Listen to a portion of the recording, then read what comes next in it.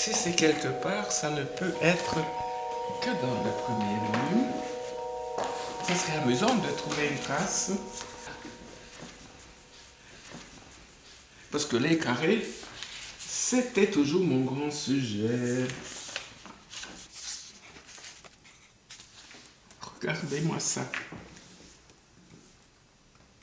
30 carrés avec 2 rouges.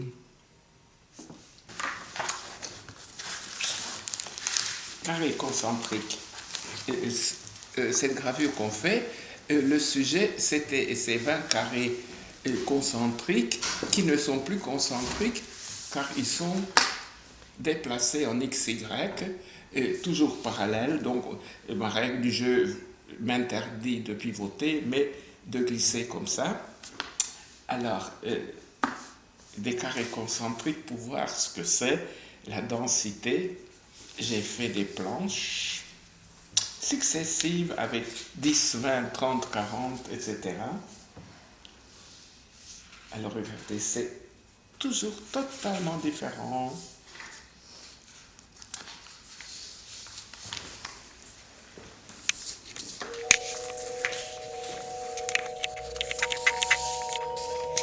Là, il y a une ligne sur deux qui est régulière, tracée à l'ordinateur, et une ligne sur deux, entre deux, faite à main levée. Au départ, c'était des carrés concentriques, comme ça. Et puis, c'était dessiné avec une plume, table traçante, régulière, sans faille, sans tremblement, sans... Et je me suis dit, je pourrais combiner l'artificiel et le soi-disant naturel, enfin, comme je dessine maladroite, et entre les deux lignes droites, là, et les droites, vous les voyez, une sur deux, j'ai tracé une intermédiaire à main levée, une espèce de savante combinaison entre le régulier et l'irrégulier. Alors, la suite, c'est même pas la suite, c'est un pas en avant que je vous montre après coup. Je voulais essayer faire, en regardant les dessins faits à la main, refaire la même chose à l'ordinateur, recréer le naturel en artificiel pour faire calculer à l'ordinateur et faire dessiner du naturel, du fait main. Un carré, c'est quand même l'homme qui a pondu ça, ou un cercle, parce que le soleil, c'est pas un cercle, la lune non plus, c'est irrégulier. Une ligne droite, ça n'existe pas dans la nature.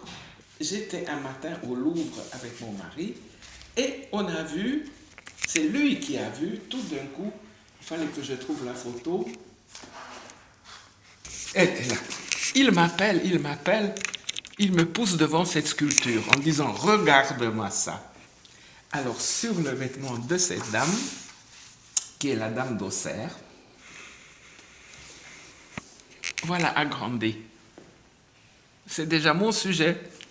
Il y a des carrés concentriques, il y a une irrégularité, et là il y a symétrie, monotonie et surprise.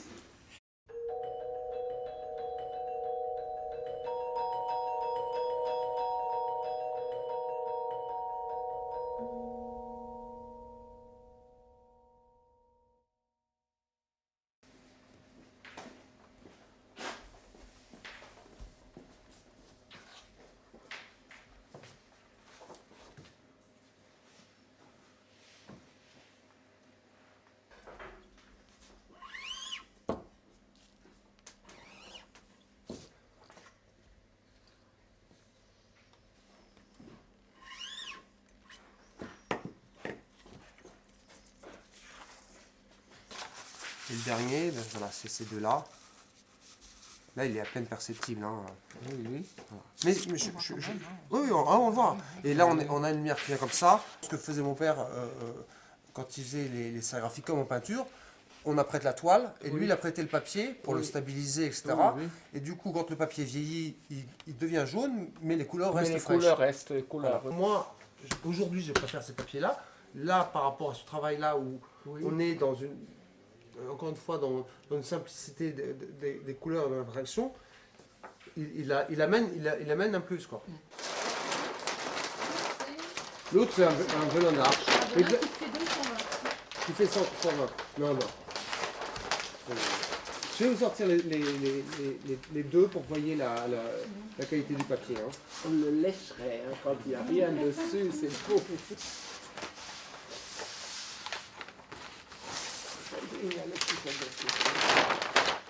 Le concept est tel qu'il faut être vraiment génial pour faire du moche avec ça. Oui. Non? Vraiment.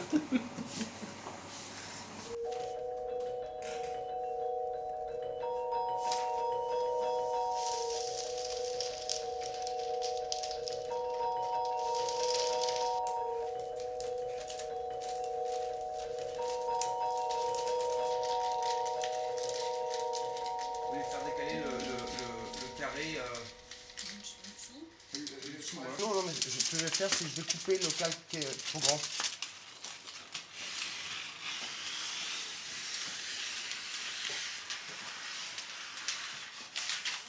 Là, vous voyez, quand c'est plaqué, on sent quand même...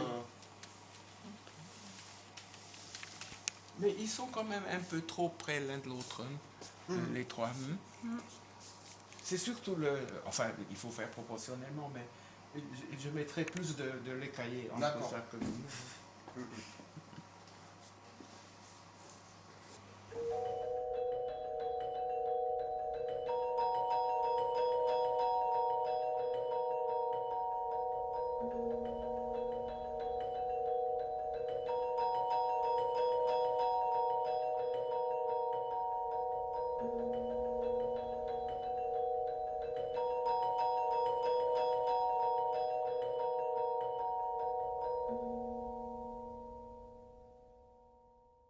Ça, c'est l'étape Oui. telle que je l'ai fait, avec le noir, Oui. le Moi, blanc, j'aimerais, le noir. entre ça et ça, Bien sûr. ça devrait être plus foncé On et est ça d'accord. plus clair. Là, on va parler de rapport de couleur, Oui, oui. et non pas de bleu ou celui-ci qui fait trop vert. vous voyez. Très beau ce truc, non? Le rapport, Oui, très bien. il est Mais meilleur. on dirait que ce sont trois couches, non? Tellement bien fait. Oui, oui. Mais j'ai le problème maintenant de la couleur. Oui. De quel gris on va utiliser. Écoutez, si vous les secouez comme ça, les carrés vont tomber par terre. J'arrête de sourire. Les couleurs que j'ai créées ce matin, peut-être les valeurs ne sont pas bonnes, c'est du noir et du blanc, mélangés, Oui. et elles font beaucoup moins bleutées. Oui. Vous voyez? Ça, c'est la même gamme. Hein. Oui. Y en a une qui est brillante et l'autre... Oui. Satiné. Oui. Voilà. Là, voilà les trois, c'est parfait. C'est parfait. Si on dit que c'est cette valeur-là, Oui. plus celle-ci, transposée dans cette gamme-là, Oui. ça marche.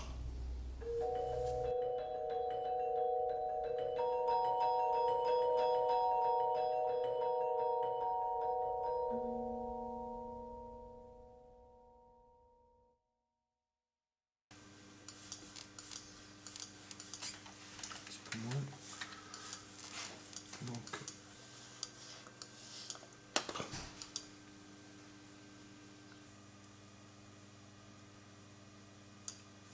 Une impression noire avec un blanc par-dessus. Deuxième impression, calque numéro 5. Une impression noire avec un blanc par-dessus. Et dernière impression, le calque numéro 2, ce sera juste un noir et cette image sera finie.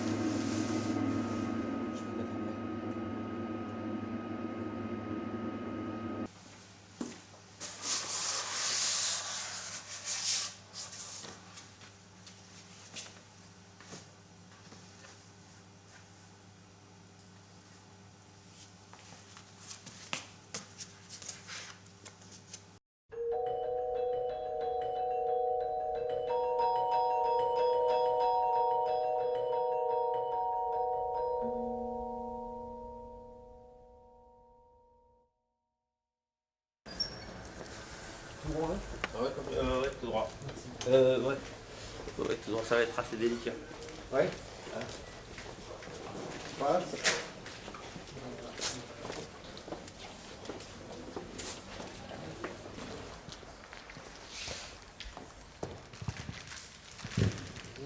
J'ai envie de voir. Ah bah oui, j'imagine.